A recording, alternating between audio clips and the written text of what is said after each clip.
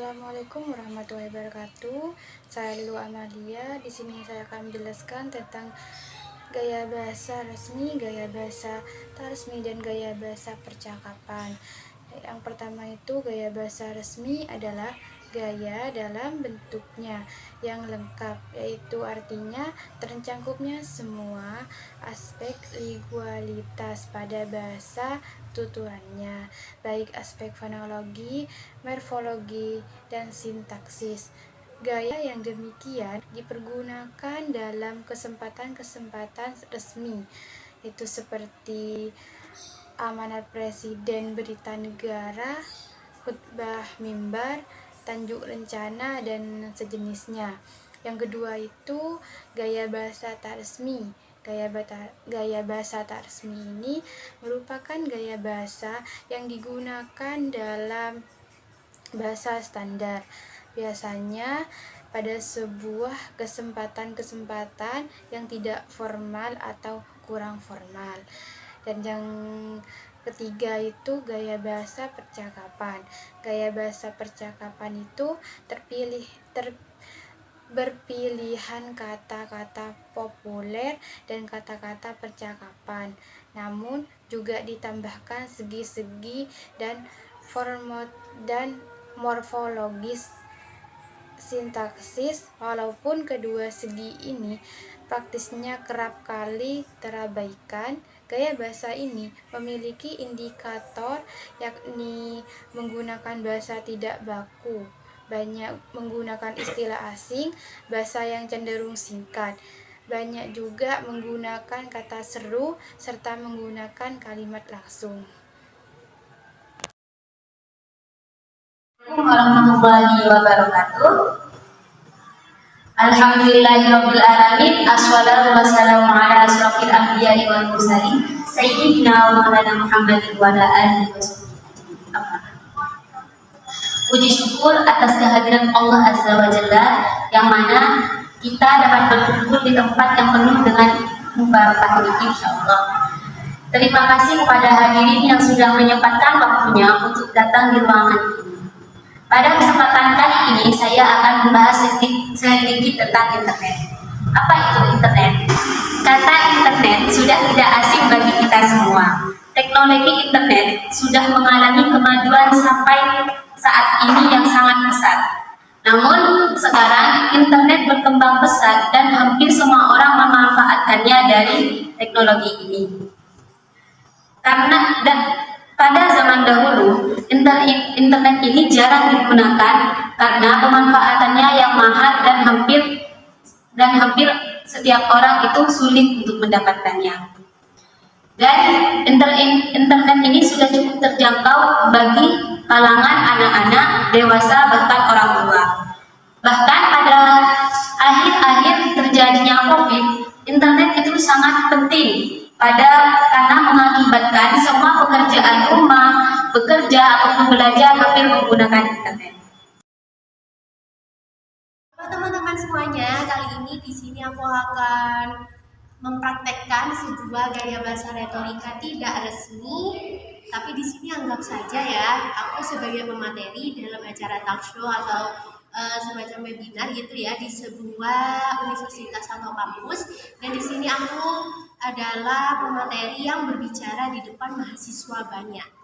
Dan aku mengangkat sebuah tema mengenai tips untuk mengelola stres bagi mahasiswa, dan pasti intinya sangat berpengaruh, tapi aku akan menyampaikan sedikit saja. Oke, cekidot. 3. Assalamualaikum warahmatullahi wabarakatuh. Selamat pagi, halo teman-teman mahasiswa semuanya.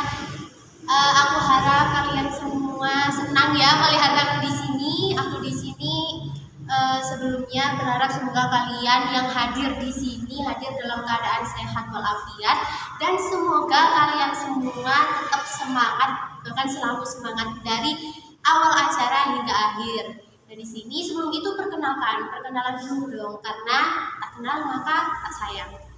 Nah, nama aku adalah Umi, dan di sini aku adalah pemateri pada acara talk show pada siang hari ini, dan aku ingin berbicara kepada kalian ya, sedikit membahas kasus yang sempat viral di kalangan mahasiswa ya, dan ada beberapa tips dan trik gimana sih agar kita tidak terseret pada kasus tersebut gitu teman-teman semuanya.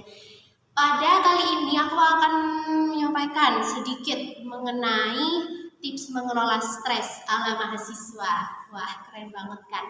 Dan kalian pasti mahasiswa-mahasiswa semuanya di sini mungkin nggak 100%, aku nggak yakin karena 100%, mungkin sekitar 80%-an lah, jangan terlalu sedikit-sedikit. Pasti kalian setiap malamnya pasti belajar. Meskipun kalian ya malamnya juga scroll-scroll TikTok gitu ya. Aku juga scroll TikTok kok. Sama, tapi yang penting jangan lupa untuk belajar. Dan pastinya kalau yang namanya belajar, baca buku, kita seperti dibebani atau kita makan teori-teori, kita makan materi-materi yang banyak tiap hari, pastinya aku yakin kalian pernah merasakan yang namanya stres. Bener nggak nih teman-teman mahasiswa? Duh, katanya iya, pernah kan? Nah, pasti kalian pernah merasakannya. Bahkan dulu ketika aku menjadi mahasiswa, aku sendiri juga pernah yang namanya stres akademik. Tapi kira-kira gimana sih Kak caranya agar kita tuh tidak sampai mengalami yang namanya suicidal thoughts atau pemikiran bunuh diri? Nah, teman-teman, pasti kalian pernah tahu kan kasus-kasus yang viral di TikTok, Instagram, Facebook, atau sosial media lainnya, yaitu mahasiswa yang mengalami atau melakukan sebuah bunuh diri.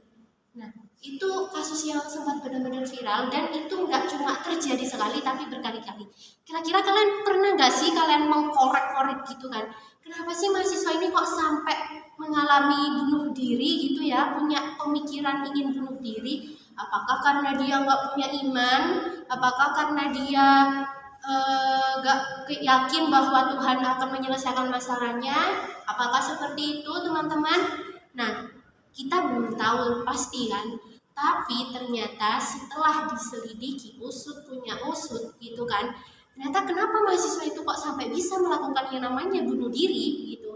Kenapa? Karena rata-rata mengalami yang namanya stres akademik. Stres akademik yang awalnya kita kira oh ini stres yang biasa sih, alah cuma pikiran yang capek gitu dan aku gak butuh istirahat, terus habis belajar keluar dari kelas udahlah mau main-main HP, terus dikit-dikit belajar lagi, terus sampai nggak mikir makan gimana, terus sampai nggak mikir istirahat yang baik dan cukup itu kayak gimana.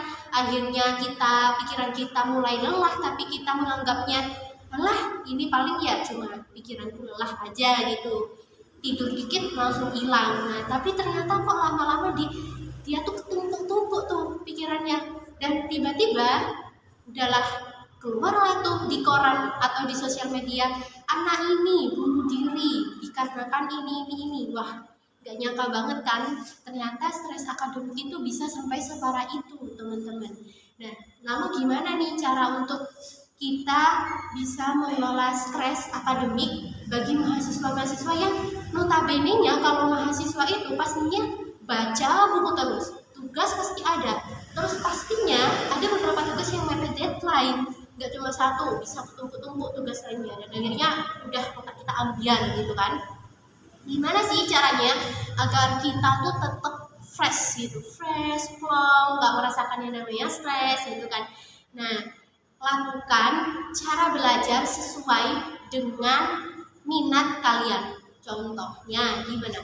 Kalau kalian itu belajar di dalam kamar, oh aku merasa bosan deh kayaknya, aku kayaknya merasa jenuh di kamar lihatnya bantal, guling, kasur, buku-buku, dan rasanya tuh kayak otakku nih nggak bisa masukkan oksigen, akhirnya otakku nih nggak bisa plong gitu mikirnya gitu kan.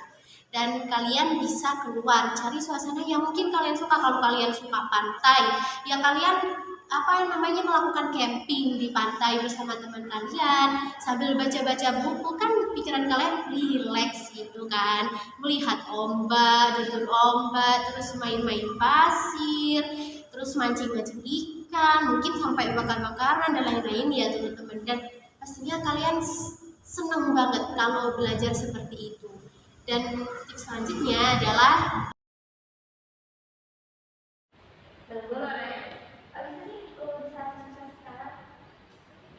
Jadi sekarang itu apa yang tak tanam itu yang tak tanam. Kalau sudah begitu, kita itu harus baik sama sesama kita, sama orang di sekitar kita.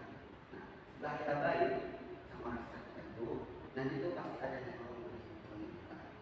Gitu.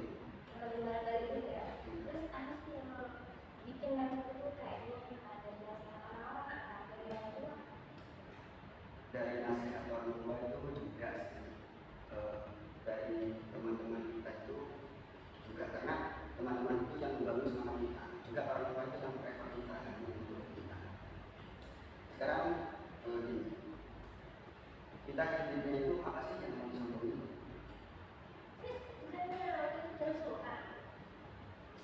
Itu kan hanya ini orang tua, kita kan nggak tahu prosesnya kita. Orang itu hanya memandang kita itu suksesnya saja, kan? Dimana kita itu prosesnya, susahnya kita. Sekarang di dunia ini apa sih yang mau kita sembunyi? Gak ada. Hidup di dunia ini itu hanya perkara waktu. Jadi apa sih yang mau kita sembunyi? Gak ada. Makanya itu kita tuh harus baik sama manusia. Sekarang orang itu pernah merasakan di mana dia itu merasakan di titik senangnya, di titik susahnya. Jadi hidup itu